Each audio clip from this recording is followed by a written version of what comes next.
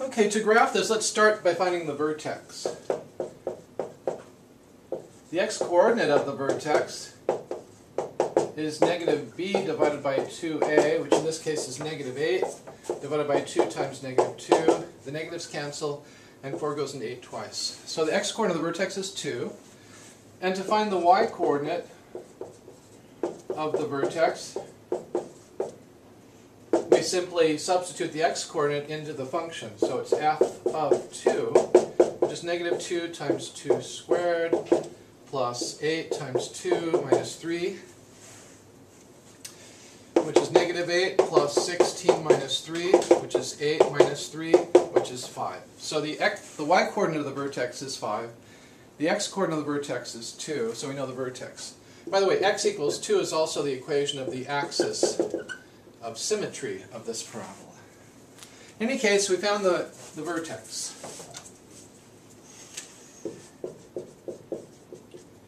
So the vertex is the point 2, 5.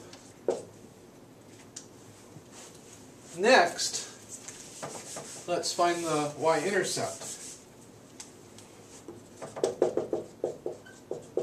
Now the y-intercept occurs when x is 0. So we simply go f of 0 here to see. So it's negative 0 plus 0 minus 3, plugging 0 into x here. And we end up with negative 3. So the y-intercept is the point 0, negative 3. So we can start graphing this parabola.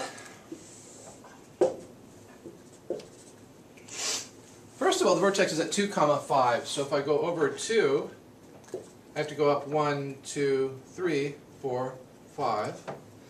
So here's the axis of symmetry. X equals 2 is the axis of symmetry.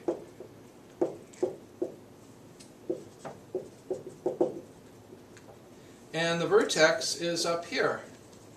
Whether we notice that a in this case equals negative 2, and since a is negative, it's a downward turning parabola.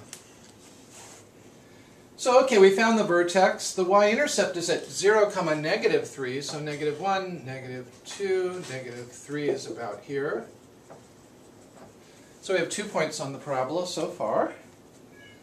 But notice that we get a free point over here because, as if we go a distance of 2 from the y-intercept, we get to the axis, the center axis of symmetry of the parabola. And if I go another distance of 2, which takes us out to 4, I get a mirror reflection point over here from the y-intercept point. So we have our parabola. It comes like this through the y-axis here, and it comes through, whoops, a little more steeply here, it comes like this.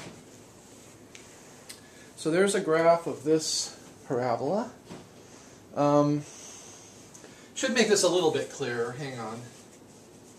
This part. Also, you might want to find the x-intercepts. That's a way to get a more accurate graph. So as this comes down on this side, it cuts through the x-axis there, then it comes like this. Now you may want to know where does this parabola exactly intersect the x-axis? And we'd have to use the quadratic formula in this case to find that. But in any case, this is an approximate graph of this quadratic function.